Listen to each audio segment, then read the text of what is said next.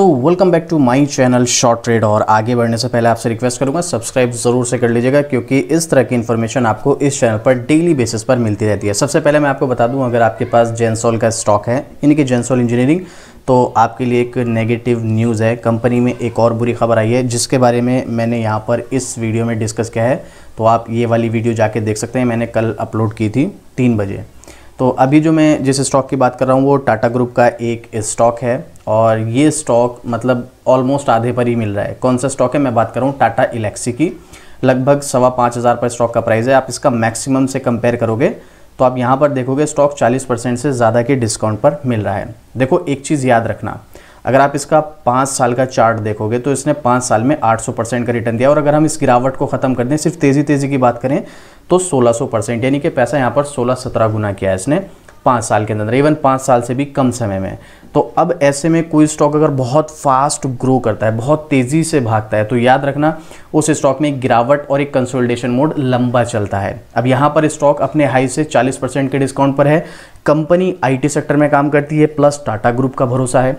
तो ऐसी सिचुएशन में काफ़ी सारे लोग इस स्टॉक में इस लेवल पर एंट्री लेने के लिए सोच रहे हैं कि एक हमारे लिए अपॉर्चुनिटी हो सकती है, हमें इस स्टॉक में एंट्री लेनी चाहिए। कुछ हद तक ठीक भी है, गलत भी नहीं है, लेकिन एक्चुअल में इस लेवल पर एंट्री करना कितना सही है, या फिर हमें इस स्टॉक से भी दूरी बना के रखनी है, इसके बारे में हम डिटेल में डिस्कस करेंगे। उससे पहले एक आर्टिकल आपके साथ में शेयर करूंगा, एक न्यूज़ शेयर करूंगा, उसके बेस पर हम यहाँ पर डिसाइड करेंगे। और आपका जो भी ओपिनियन होगा आप कमेंट करना, मेरा जो ओपिनियन होगा मैं आपके साथ शेयर करूंगा। चलिए, तो वो न्यूज़ क्या है, वो आर्टिकल क्या है, मैं आपके साथ शेयर करता हूं। उससे पहले अगर अभी तक आपने अपने डीमेट अकाउंट ओपन नहीं किया तो इंडिया के टॉप ब्रोकर अब स्टॉक्स के साथ आपको भाई फ्री डीमेट अकाउंट ओपन करने का मौका मिल रहा है, जहां पर आपको मिलता है टाटा ग्रुप का भरोसा। लिंक डिस्क्रिप्शन में है, जाइएगा, लिंक पर क्लिक कीजिएगा और पेपरलेस 5 मिनट के अंदर इंडिया के टॉप ब्रोकर के साथ अपना फ्री डीमेट अकाउंट ओपन करें और अपनी जर्नी स्टार्ट करें। तो देर किस बात की भाई, लिंक डिस्क्रिप्शन में जाइएगा और अपना डीमेट अकाउंट ओपन कीजिएगा। चलिए, आप चाहें तो खुद भी सर्च कर सकते हैं, क्योंकि जो भी मैं आपको इन्फॉर्मेशन शेयर करता हूं वो ऑलरेडी पब्लिक डोमेन में होती है, तो आप चाहें तो खुद भी सर्च करके देख सकते हैं। क्या है न्यूज़? मैं यहाँ पर अभी एक दिन पहले की न्यूज़ शेयर कर रहा हूँ। 6 दिन से टूट रहा टाटा का शेयर, अब रिकॉर्ड लो पर आया। भाव आपका है दाऊ। कौन से स्टॉक की बात हो रही है मैं आपको पहले ये भी कंफर्म करा देता हूँ। तो यहाँ पर आप देख सकते हैं 6 दिन से टूट रहा टाटा का शेयर, अब लो रिकॉर्ड पर आया। भाव आपका है दाऊ। कौन से स्टॉक की बात हो रही है? टाटा ग्रुप की कंपनी टाटा एलेक्सी लिमिटेड।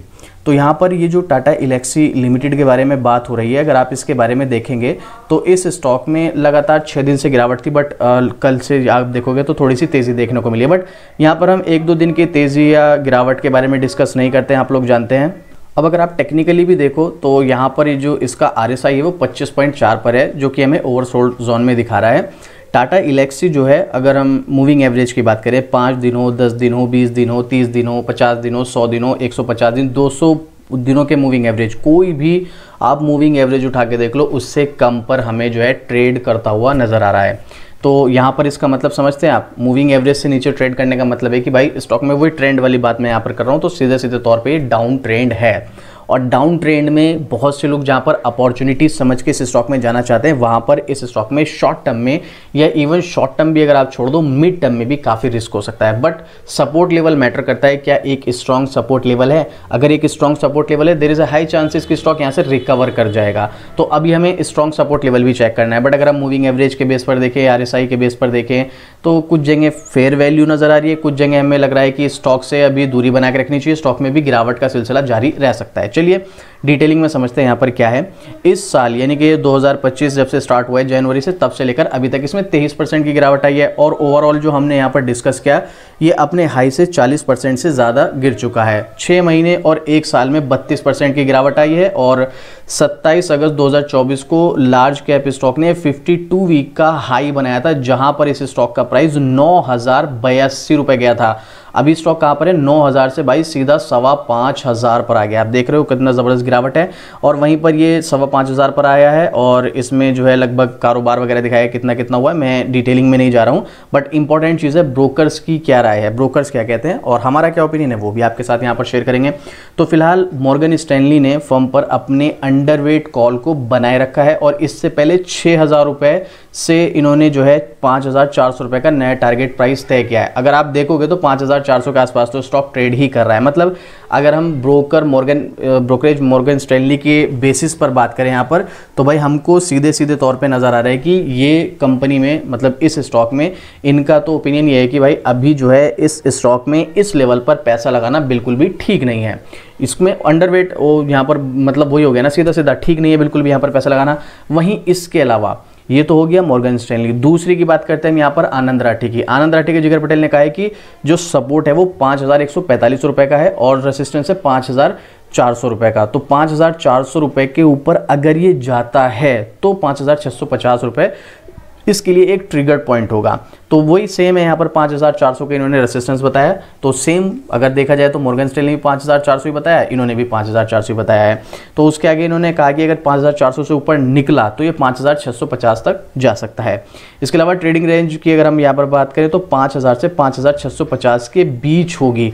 यानी कि एक कंसोलिडेशन पैटर्न बनता है ना कि भाई स्टॉक इस रेंज से इस रेंज के बीच चलेगा, तो वो जो रेंज होगी वो 5,000 से 5,650 के बीच होगी। अब जो ट्रेडर हैं जो यहाँ पर स्टॉक में ट्रेडिंग करते हैं, छोटी छोटी 2%, 4%, 5% का प्रॉफिट लेके निकल जाते हैं, उनके लिए यहाँ पर जो है एक रेंज मिल गई है। 5,000 से 5,650 के बीच स्टॉक ऊपर नीचे करके एक कंसोलिडेशन रेंज बनाएगा, जहाँ पर स्टॉक में जो ट्रेडर हैं उनके लिए बनेगा यहाँ पर एक मौका। सेबी रजिस्टर्ड स्वतंत्र विशेषज्ञ AR रामचंद्रन कहते हैं कि टाटा एल्क्सी ओवरसोल्ड है और दैनिक चार्ट पर भी मंदी है, जो कि मैंने आपको बताया, जिसका प्रतिरोध 5,350 रुपये पर 5,133 रुपये के समर्थन के नीचे दैनिक बंद होने की निकट अवधि में 4,785 रुपये भी जा सकता है। कहाँ से? अगर ये 5,133 रुपये के नीचे गया तो फिर ये 4,785 रुपये तक जा सकता है। और जबकि इसमें डाउन ट्रेंड नजर आ रहा है तो शायद चला भी जाए, मतलब मैं ये नहीं कह रहा हूँ जाएगा ही जाएगा, बट जैसे इसमें डाउन ट्रेंड नजर आ रहा है उसके अकॉर्डिंग शायद जा सकता है। तो यहाँ पर रिस्क है। अब भले यहाँ पर स्टॉक में कोई कुछ कह रहा है, कोई कुछ कह रहा है, लोगों का अपना अपना ओपिनियन है। वैसे कंपनी क्या काम करती है? तो टाटा सन्स की सब्सिडरी है, ये तो हमें पता ही है। ये ऑटोमोटिव और स्वास्थ्य सेवा परिवहन, मतलब कुल मिला के मैं आपको बात करूँ तो IoT सिस्टम, सीधे सीधे तौर पे IT सेक्टर की कंपनी है, जो IT सेक्टर अलग अलग सेक्टर्स में काम करती है, जैसे ऑटोमोटिव में, ठीक है, टेलीकॉम में, जो हेल्थ सेक्टर में, इसके अलावा जो व्हीकल सेक्टर होते हैं, जो ट्रांसपोर्टेशन होती है उसमें होती हैं, और भी सब चीज़ें इनके यहाँ पर वर्चुअल रियलिटी, आर्टिफिशियल इंटेलिजेंसी, ये सब चीज़ों का यूज़ करके हर सेक्टर में, IT सेक्टर लगभग हर ही सेक्टर में काम करता है, तो उस सेगमेंट में काम करती है।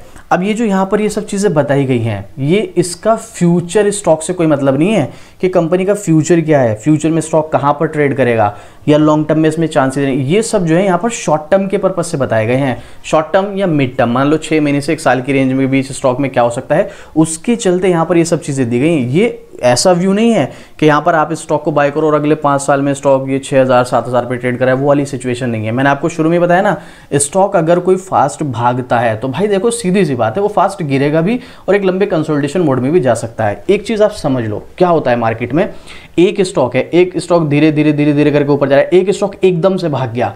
अगर कोई स्टॉक धीरे धीरे करके जा रहा है तो ठीक है, वो जाता रह सकता है, लेकिन अगर कोई स्टॉक एकदम से भागा तो याद रखना उसमें बड़ी प्रॉफिट बुकिंग आएगी और एक बड़ा कंसोलिडेशन भी चल सकता है। उसके लिए हमें अलर्ट रहना है, तैयार रहना है।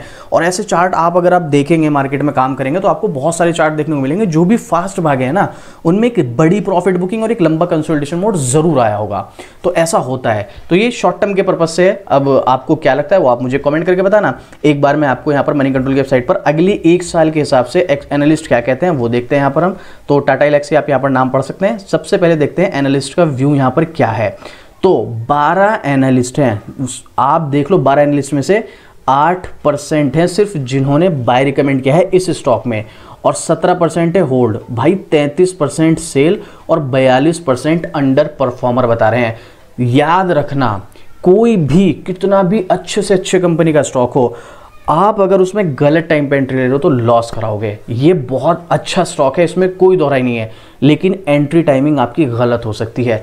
अगले 1 साल के हिसाब से यहाँ पर एनालिस्ट देख लो आप, यहाँ पर लगभग 75% अंडर परफॉर्मर और सेल बता रहे हैं, सिर्फ 17% होल्ड और 8% बाय। अब आप देख लो, आप मुझे कमेंट करके बताना आपके अकॉर्डिंग अब ये डेटा देखने के बाद आपको क्या लग रहा है। अभी मैं आपको टेक्निकल भी दिखाऊंगा, ट्रेंड की जो मैंने बात की है अभी, ठीक है। यहाँ पर इसमें जनवरी को यहाँ केआर चौस्की ने 5853 रुपये का टारगेट दिया था। वो ट्रेडर के लिए, आप इस चक्कर में मत पड़ना, मेरी बात माने तो, ठीक है। 100% यहाँ पर पब्लिक का ओपिनियन बाई है, बट अब मैं आपको बताता हूँ एक्चुअल में प्रॉब्लम क्या है, क्यों एक्सपर्ट्स इस स्टॉक में ये प्रॉब्लम हमें देखने को मिली है, एक्सपर्ट्स क्यों बोले। देखो सबसे पहली चीज़, मैंने यहाँ पर सपोर्ट बना रखा है एक, ठीक है, ये मैंने जो बड़े लेवल के सपोर्ट बना रखे हैं, छोटे सपोर्ट नहीं बना रखे हैं।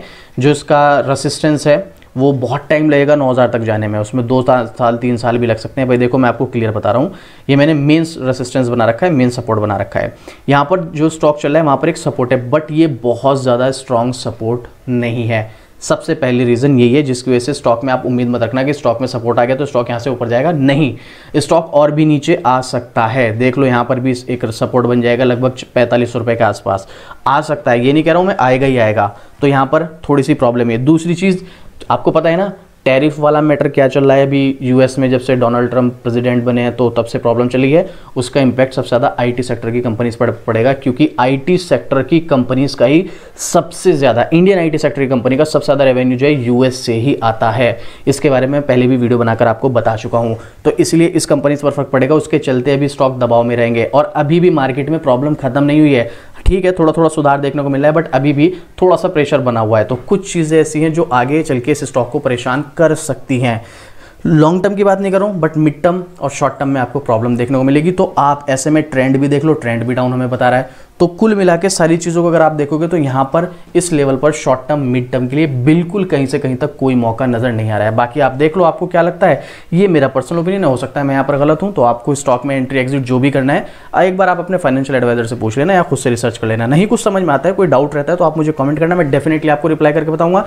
बट लॉन्ग टर्म की बात नहीं कर रहा हूँ, लॉन्ग टर्म में तो स्टॉक रिटर्न देगा, लेकिन शॉर्ट टर्म और मिड टर्म में परेशान करेगा। आपको क्या लगता है इस स्टॉक के बारे में कमेंट करके बताइएगा। अपना कोई ओपिनियन कोई क्वेश्चन है तो भी कमेंट करना, आपको डेफिनेटली रिप्लाई मिलेगा। और इस तरह की डेली अपडेट शॉर्ट ट्रेड पर मिलती है तो सब्सक्राइब भी कर लेना। तो चलिए मिलते हैं फिर से इसी तरीके की और जबरदस्त जानकारी के साथ। जय हिंद।